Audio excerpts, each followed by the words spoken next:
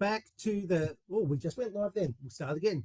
Hi, everybody, and welcome to the Transformatorium show, live from the Transformatorium here in sunny Australia. So, okay. Sorry, the screen keeps changing on us. And I am here, as always, with my co-host, Orion. Hello, everybody. Okay, now we have had... Last week we looked at... Who did we look at, Ori?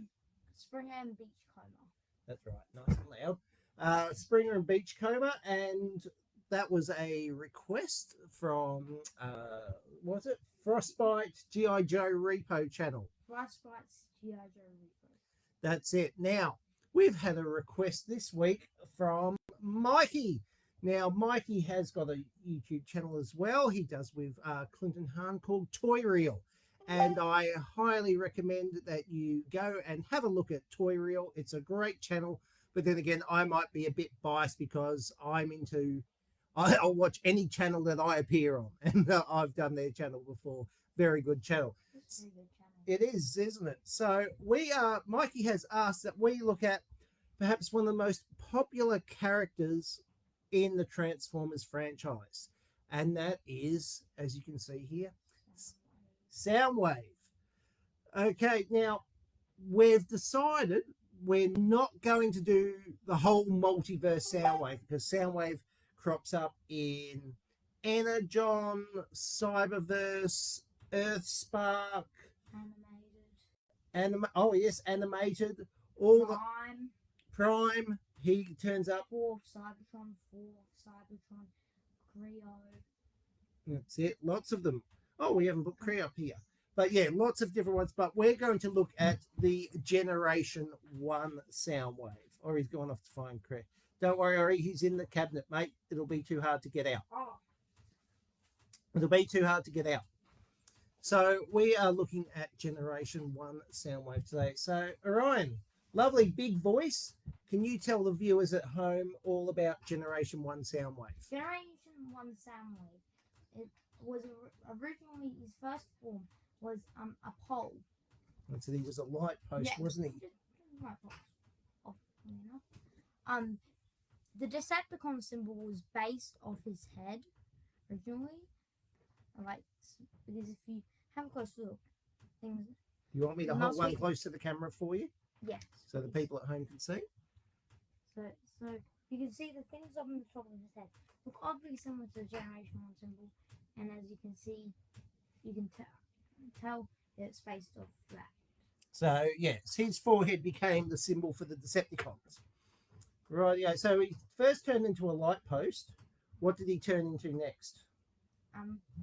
As everyone knows, the cassette player. Well, everyone might not know. There might be lots of people there. I think mainly Transformer people are watching, but for all those that don't know, cassette player. So here we go. And this is an original. This is all the way back from 1984. We're moving in there. It's the problem with having the computer so far away is we've got more view. And as you go, look at that for a stylish shirt right there. So cassette player, and he also came with his cassettes. Rat bats. Oh, well, we might go. Let's not name more. There's a lot. Well, we can, but maybe we'll talk about Soundwave a little bit more first because there's a lot of cassette characters to go through. Okay, and what did he do in the cartoon? He was the communications expert for the Decepticons, and he was voiced by Frank Welker. Very good. That's right. Who else did Frank Welker do? Megatron. He did quite a lot. They're the two he's best known for. Yeah. And he still does their voices sometimes to this day. So he appeared in most episodes. Most episodes of season 1 and season 2.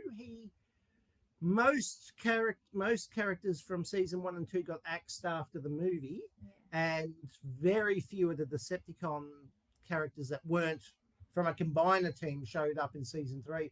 But Soundwave did. Soundwave still showed up now and then. He even had a episode, Carnage in C Minor, the worst animated episode in Transformers history.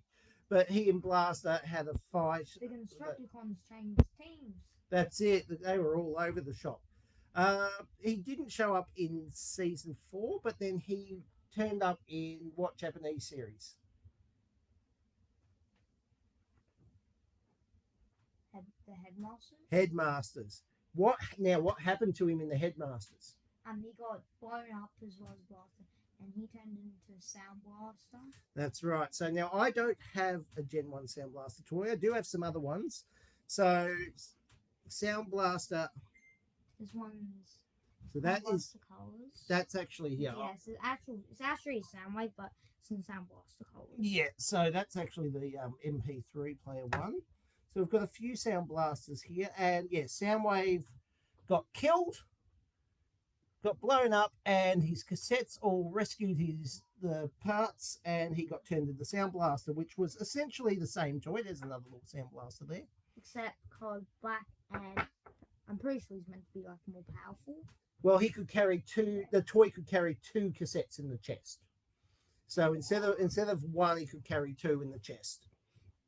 And then, he recurred through a lot of the Japanese media as well. And as we said, Soundwave was in a lot of other series, but we're sticking to Gen 1.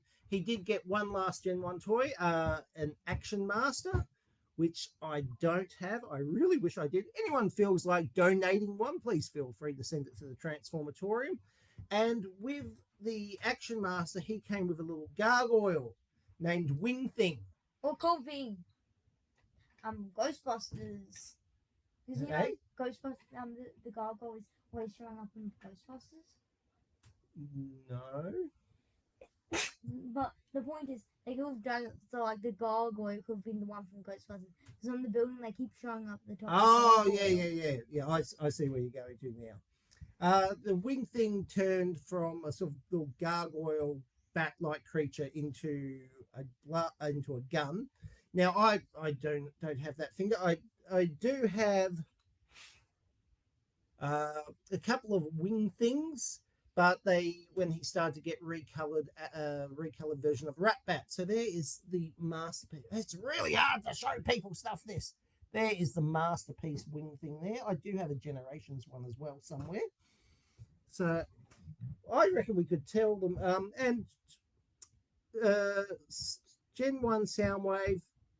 It's 40 years later. You can still find them in the stores. That's how popular toys were. Now, there's a couple of reissues of the cassettes. As we said, we will talk about the cassettes very soon. So the loose ones are originals. These ones are reissues. But if we look here, to celebrate the 40th anniversary of Transformers, and I've still got that mint in box, Soundwave as the original toy, just in more cartoon accurate colours. So like what they with the Transformers the movie special ones. That's right. So 40 years later, and you can still buy the toy. It's awesome.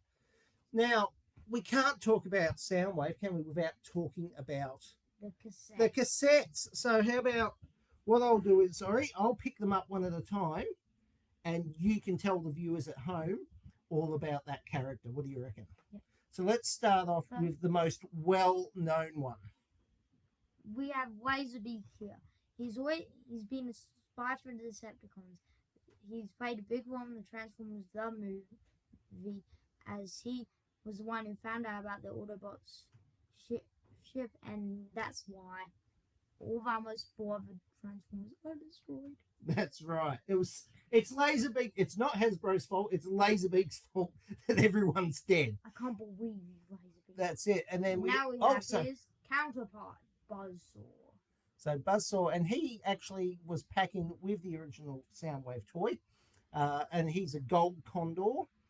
But Laserbeak was always very much more popular than Buzzsaw, and the last few reissues of Soundwave toy, he's always come with Laserbeak instead of Buzzsaw. Now, perhaps his next most popular guy, Ravage. He's one of the few cassettes that can take down full-size Transformers. You do not want to mess with him. That's it. And I think he had, what was his weakness? Meat. Not meat. Bright lights. Bright lights. So it was, yeah. Wait, he's a vampire. Well, he's Oh my god, there's a Transformer vampire. very good. Well, Right. there is. We've got the Transformer vampire. So, oh, okay. There's your Transformers vampire right there. Yeah, let's open him up. There we go. Dracula is a Transformer. It should be called Laserbeak. That's it. I mean, Ravage. So, yeah, it was bright light. So it's amazing how often Spike Witwicky would come across a big torch or something. So the Laserbeak and Ravage were the best known. Let's go to the robots.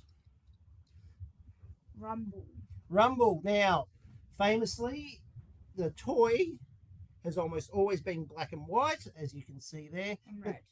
Oh, yeah, so black and red, sorry. However, in the cartoon, Rumble was a kind of lavender colour, Yeah. and Frenzy was red and black.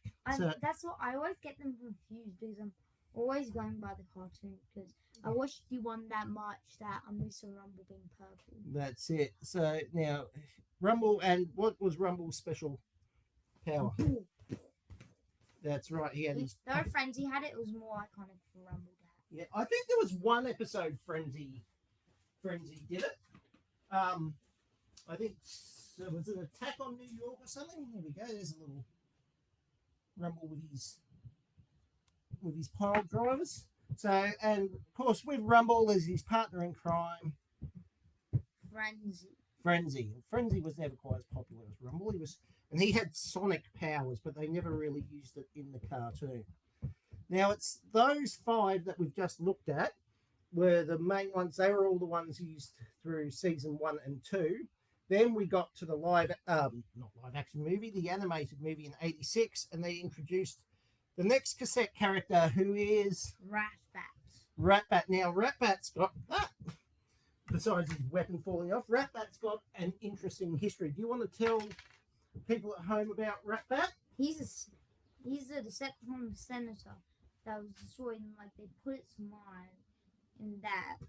So yeah, and so this was his former form as Senator Ratbat. That's it. So Ratbat's actually, for a cassette, has been in charge of the Decepticons a couple of times in the comics there. So and they've actually made 2 separate Senator Ratbat toys. So Ratbat cropped up a fair bit in season 3.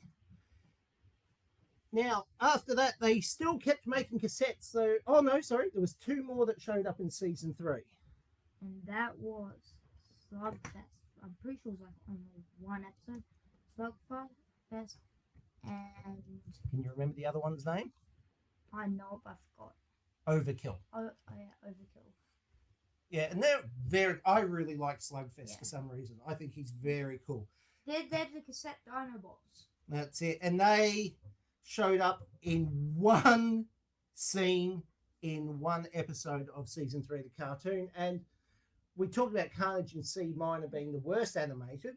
In my opinion, the episode they're in was the best animated, and that was Call of the Primitives. Remember the one where they all flew off, and all the animal transformers had to fight. So yeah, that was Call of the Primitives. Now they were only in 1 scene. The cartoon ended, but Hasbro was still making toys, and they made 1 more pair of Decepticon cassettes. Okay, can you remember these guys' names? Rumble and Frenzy. No. So we have Squawk Talk and Beast Box, and together, and they can combine into a robot form. If you said Squawk Talk, I remember Beast Box's name. There you go, and they become. I think it's Squawk Box or something. Squawk Box, but anyway, those 2 combine into a little robot mode too. Now they did keep making more cassettes in Japan. Unfortunately, I don't really have any of those. Once again, if you'd like to, if you've got any and you want to donate, go for it. But we've got the wing thing, and of course, can you remember? We've got another little robot character. Knockoff Rumble. Knockoff Rumble. So this guy's name is Enemy, and apparently his bio. This is the masterpiece one. He's named himself enemy because everyone is his enemy. He's just that mean and obnoxious, and everyone hates him. Now, okay, well, I think we've told pretty much, and of course, they all transformed into cassettes. I'll show you a couple here, which would then fit inside Soundwave. And it was such a fun idea, and it was such a popular gimmick. And like, you've never actually probably seen a real life cassette player, have you? Nope. No. Too old. Too old. That's it. They were only around for a few more years when I was a kid, and then it went to CD players. So, but yeah, they all fit in there. And as you can see, we've got lots of different Soundwave toys. We've got pop, Another pop. Smaller pop, authentics, shattered glass. Oh yeah, this one. So that's an alternate universe where Soundwave is a good guy. What else we got? Titanium. Just figures. Was that one Kingdom? Yeah, Kingdom. Kingdom, little one there from Kingdom. We've got figures. So that was Netflix Soundwave. Is it Power of the Primes or? Yeah, Power of the Primes. No, not Power of the Primes. What came before Power of the Primes? Combiner Wars? No, it wasn't. No, it wasn't. It was Titan's Return. Titan. Oh, thank you very much. You're right. That's Titan Returns Soundwave, and he turned into a more modern update of his out mode. And actually, I've got a review on my blog. I think it's if you put in Titan Returns Soundwave. It's a good Soundwave. Yeah, it comes up there. Okay, is there anything else we want to tell the folks at home about Soundwave before we sign off today? He creates sound waves. He does. He does. He creates Soundwave. How appropriate for him.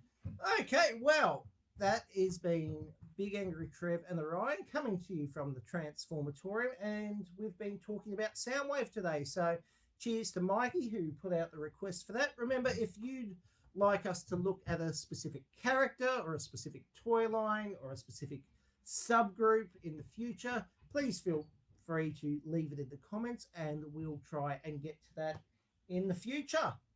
So, okay, well, this has been a lot of fun. Thank you once again, Orion. So, and I want to say a big shout. Remember, guys, if you want to check out more of the Transformatorium, you can check out the website, which is www.bigangrytrev.com. We've also got the Big Angry Trev YouTube channel, which has the entire Transformatorium. You can look at every toy in the shed. Well, we've gotten more since then, so that's it. It will never be fully updated. Yeah, we'll always have more. And yeah, so we've got the YouTube channel, the Facebook pages, the website, and yeah, it's all there for you to enjoy. It's Transformers. It's Transformers. Okay, this has been Big Angry Trev and Orion. Thanks for tuning in.